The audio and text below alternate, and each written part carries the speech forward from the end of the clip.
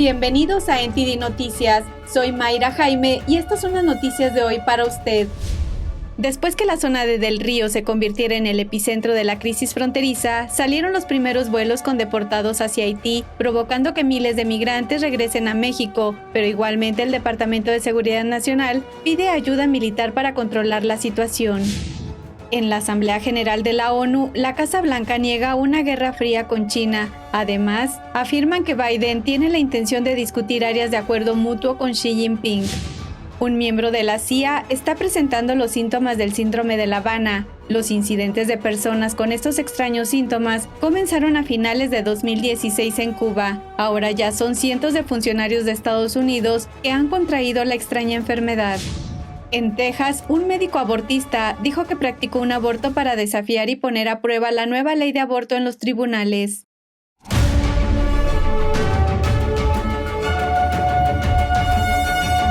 Queremos anunciarles que YouTube desmonetizó nuestro canal, pero eso no va a detenernos. Vamos a seguir trayendo las noticias de forma honesta y veraz.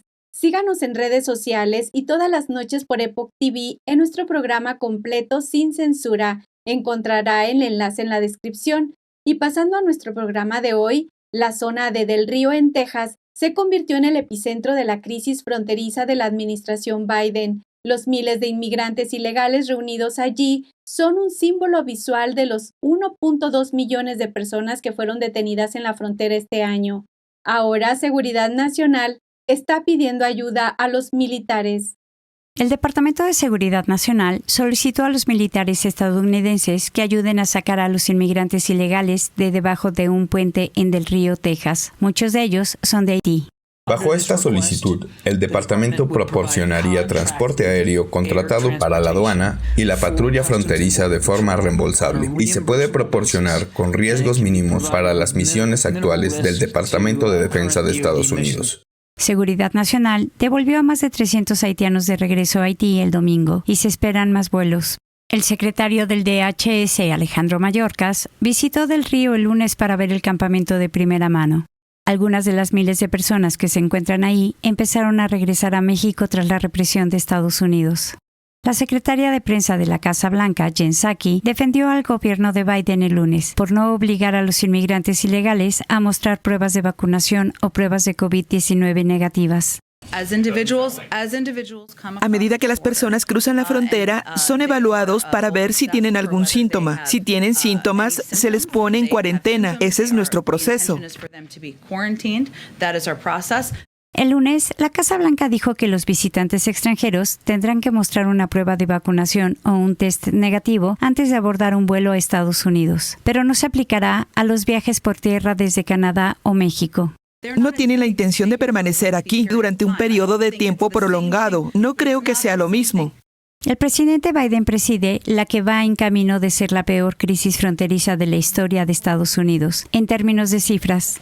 Y los condados situados a lo largo de la frontera sur detectaron tasas de positividad de COVID-19 de hasta el 40% en inmigrantes ilegales. El líder de la mayoría del Senado, Chuck Schumer, dijo que está decepcionado con la decisión del Parlamento del Senado sobre la inmigración. Dictaminó que los demócratas no pueden utilizar su paquete de $3.5 billones para dar a millones de inmigrantes la oportunidad de convertirse en ciudadanos. La reforma migratoria ha sido una de las causas más importantes de mi paso por el Senado. No dejaré de luchar para lograrlo. Schumer dice que los demócratas del Senado prepararon propuestas alternativas. Los demócratas están estudiando otras opciones para dar a los inmigrantes ilegales una vía de acceso a la ciudadanía después de toparse con un obstáculo de la parlamentaria del Senado.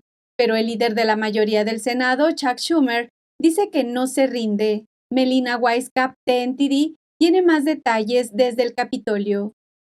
Los demócratas del Senado quieren incluir una reforma migratoria en su proyecto de presupuesto de $3.5 billones. En concreto, quieren conceder una amnistía a unos 8 millones de inmigrantes ilegales, pero la parlamentaria del Senado, es decir, la mujer que supervisa las reglas del Senado, dice que este camino a la ciudadanía no pertenece a una ley de reconciliación presupuestaria. ¿Y por qué no? ¿Para qué sirve la conciliación presupuestaria? El presidente de Liberty Government Affairs, Brian Darling, nos explica.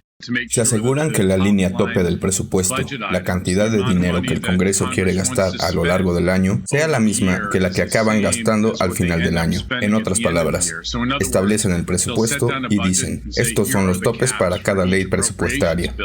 La parlamentaria del Senado, Elizabeth McDonough, interpreta las normas del Senado. Dice que el plan de los demócratas para conseguir la ciudadanía tiene que ver más con normas que con el presupuesto, por lo que se opone a incluir la medida en la Ley de Reconciliación Presupuestaria de los demócratas. McDonough dictaminó que los cambios de políticas de esta propuesta superan con creces el impacto presupuestario que se le atribuye y no es apropiado incluirlo en la reconciliación. Los legisladores republicanos elogiaron el fallo, mientras que el líder del Senado, Chuck Schumer, respondió que está profundamente decepcionado, pero que tiene propuestas alternativas para intentar sacar adelante su plan.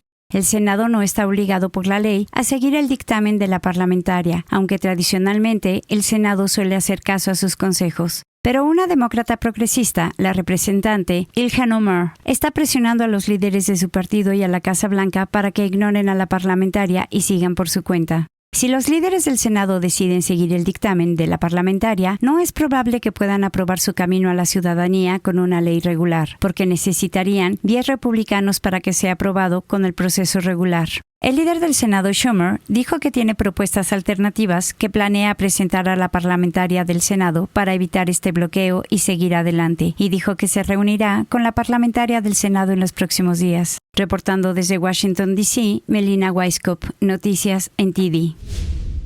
Un médico de Texas dice que se rebeló contra la nueva ley estatal sobre el latido del feto. Salió públicamente en un artículo de opinión dispuesto a ser demandado para poner a prueba esta ley. Tenemos la historia. El Dr. Alan Braid realiza abortos y dice que cualquier día podría ser demandado por al menos $10,000 por realizar un aborto en violación de una nueva ley de Texas. Se identificó en un artículo de opinión que escribió para el Washington Post. En él dice, para mí es 1972 de nuevo, y por eso en la mañana del 6 de septiembre practiqué un aborto a una mujer que, aunque todavía estaba en su primer trimestre, superaba el nuevo límite del estado. Actué porque tenía el deber de atender a esta paciente como a todas las pacientes y porque ella tenía un derecho fundamental de recibir esta atención. Braid también dijo que lo hizo para poner la ley a prueba en los tribunales. La ley de Texas sobre el latido del feto prohíbe a los médicos practicar un aborto si detectan un latido fetal. Lo que hace este médico no es más que un reflejo de la cultura del aborto, de la visión de los médicos abortistas.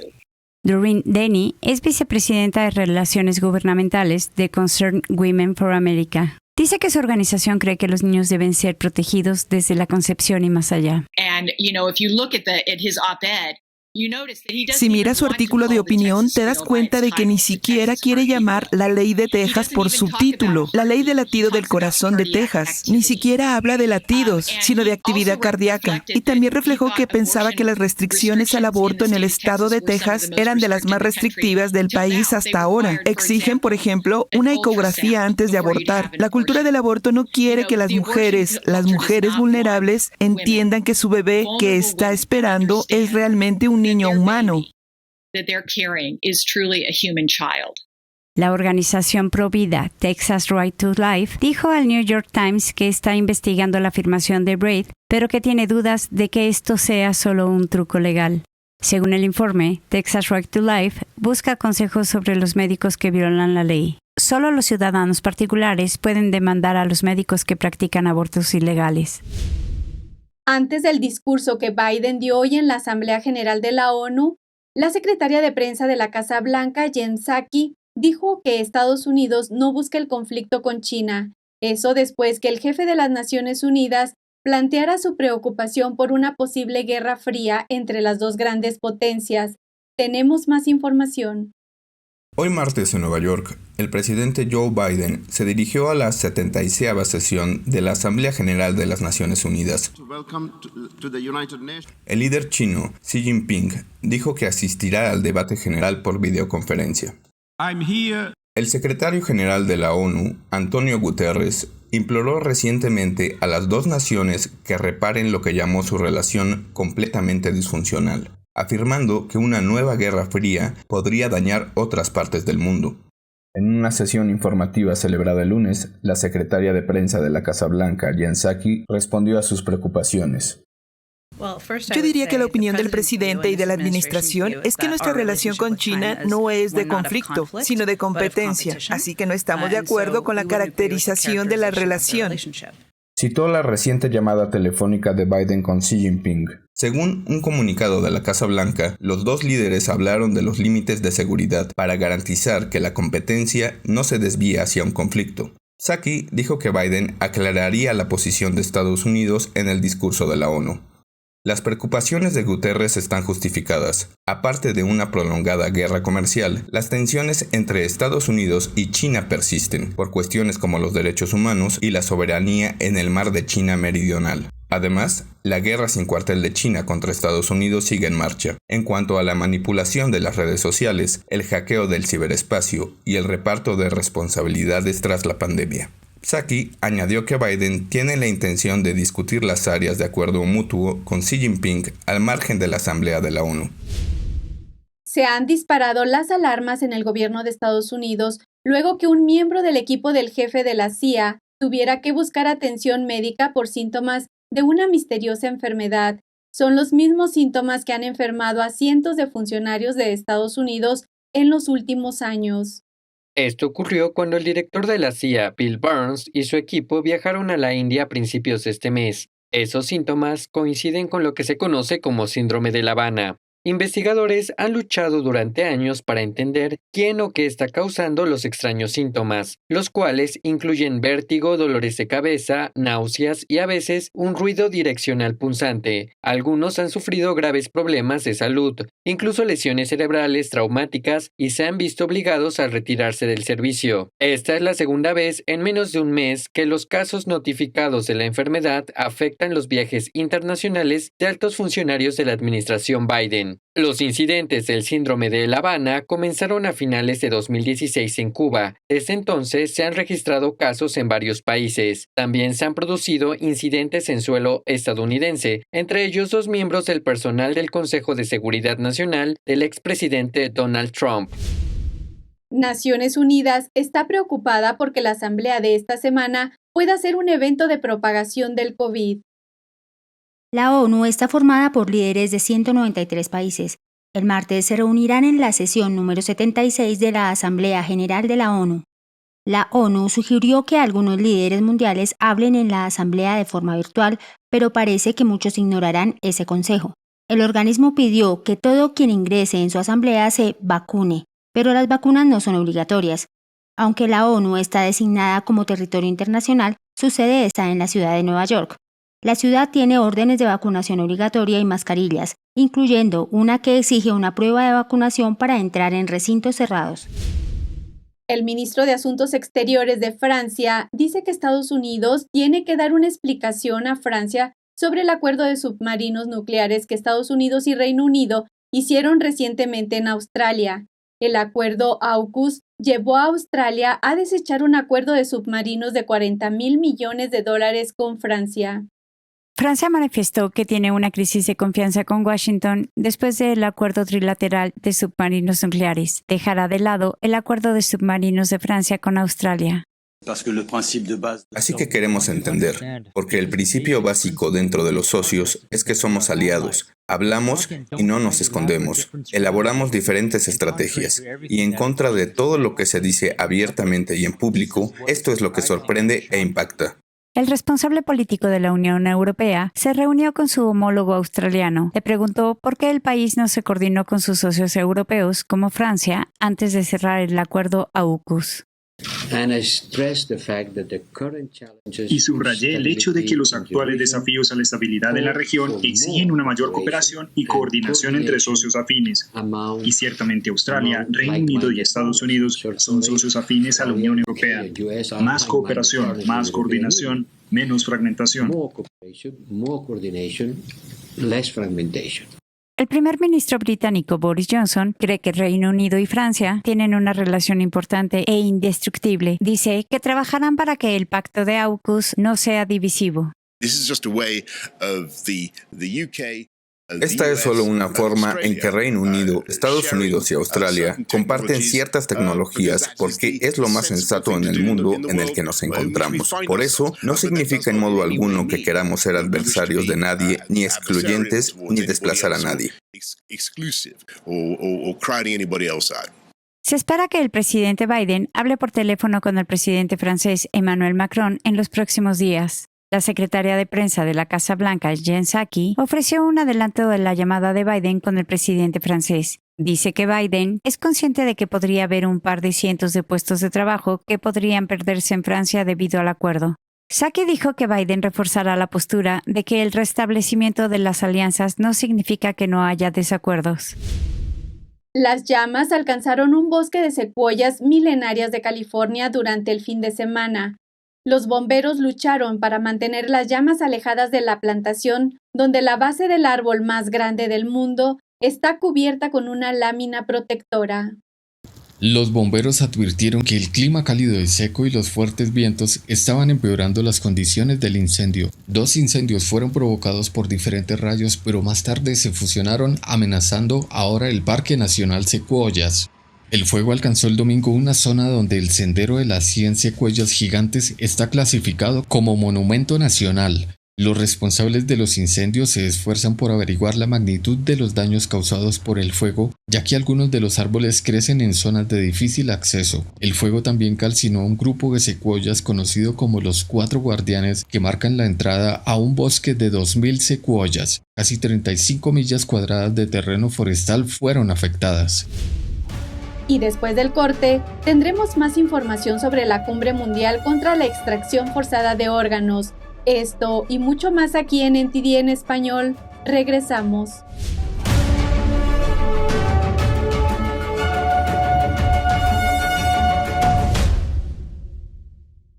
Si vive en Latinoamérica, quizás sienta que lo que pasa en China es lejano, que lo que hace a su pueblo un régimen comunista violador de derechos no nos afecta. Pero es así.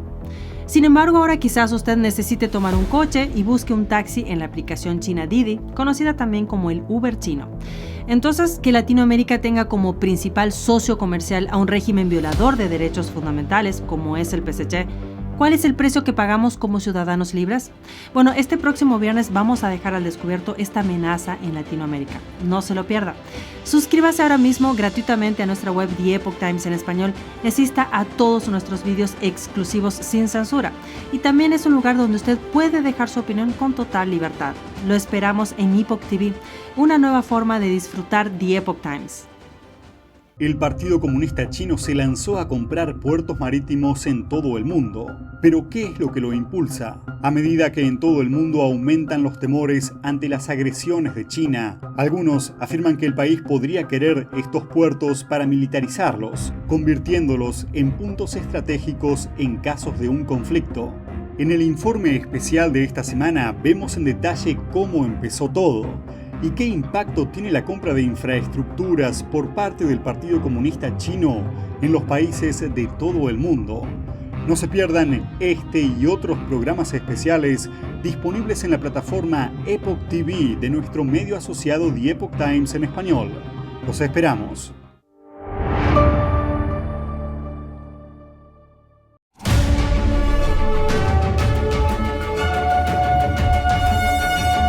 Y este fin de semana inició la Cumbre Mundial contra la Extracción Forzada de Órganos. Tenemos algunas de las declaraciones de los ponentes hispanos. La Cumbre Mundial contra la Extracción Forzada de Órganos inició este sábado con la participación de médicos y defensores de derechos humanos para combatir y prevenir el tráfico de órganos en el mundo. La cumbre, dirigida por la organización Médicos contra la Sustracción Forzada de Órganos, DAFO, incluyó la intervención del abogado defensor de derechos humanos Carlos Iglesias Jiménez y el eurodiputado español Hermann Tertsch. Durante su ponencia, Iglesias Jiménez denunció al Partido Comunista Chino por la extracción forzada de órganos de miembros de la disciplina espiritual Falun Gong y otras minorías religiosas en China.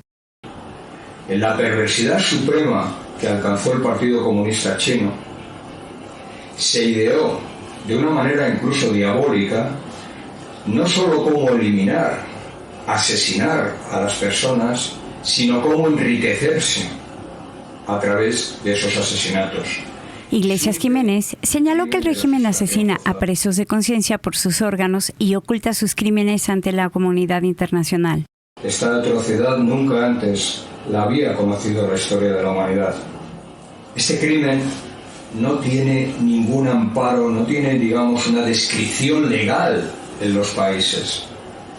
Porque nunca la mente humana había podido diseñar, había podido concebir una aberración tan grande. Según DAFO, esta práctica comenzó en 1984 en China, cuando se implementó una ley que permitía sustraer órganos de prisioneros ejecutados en China. Por su parte, el eurodiputado español Hermann Tertsch dijo que los trasplantes forzados que se producen en China es uno de los asuntos más preocupantes y que la práctica de Falun Gong es una de las más afectadas.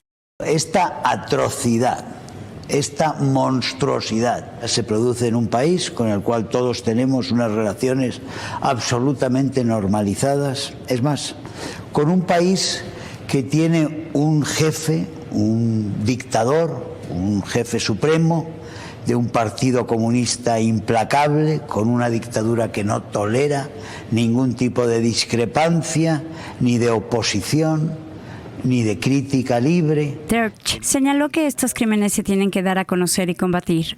Además, criticó a los grandes medios por tratar de forma benévola los crímenes de lesa humanidad del régimen chino. La cumbre contra la extracción forzada de órganos continuará del 24 al 26 de septiembre.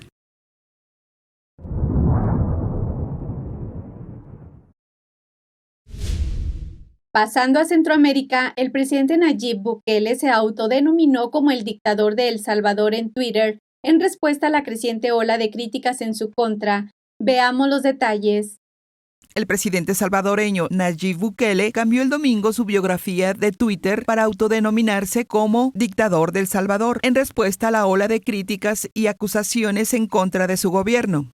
Hasta ahora, ninguna institución gubernamental ha denunciado la usurpación o vulneración de la cuenta @Nayib Bukele.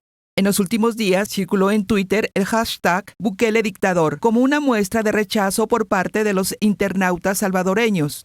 Recientemente, Bukele fue cuestionado por una polémica reforma judicial que establece el retiro obligatorio de los jueces y fiscales que cumplan 60 años de edad o tengan 30 años de servicio. El mandatario salvadoreño defendió la medida el 15 de septiembre durante su discurso por el bicentenario de la independencia de España y acusó a estos jueces de prácticas corruptas. Durante los festejos por la independencia, miles de salvadoreños protestaron en la capital con mensajes como "no a la reelección presidencial", "no al Bitcoin", "no a la militarización" y "no a la dictadura".